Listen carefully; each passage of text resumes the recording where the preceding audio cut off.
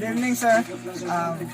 As your student in fire protection and arson analysis, your assignment was about to discuss the fire triangle theory, the fire tetrahedron theory, and the life cycle of fire theory. First, I will discuss the fire triangle theory. So, the fire triangle three sides illustrates the three components of fire, which is the fuel, the heat, and the oxygen. So, these three components or elements must be combined in order for the fire to occur. If any of these elements or components is missing, then the fire will be extinguished.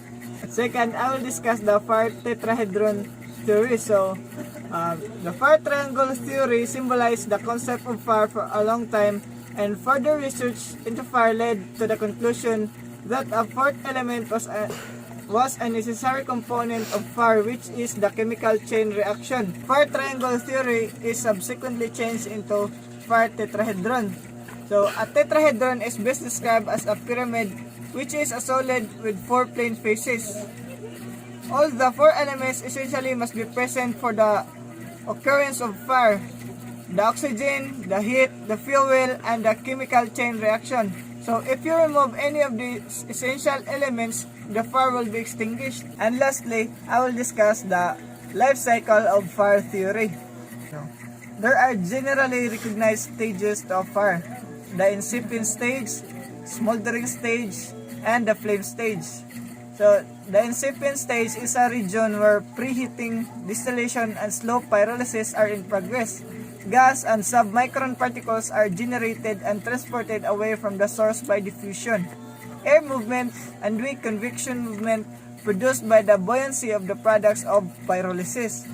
Second, the smoldering stage is a region of fully developed pyrolysis that begins with ignition and includes the initial stage of combustion. Invisible aerosol and visible smoke particles are generated and transported away from the source by moderate convection patterns and background air movement.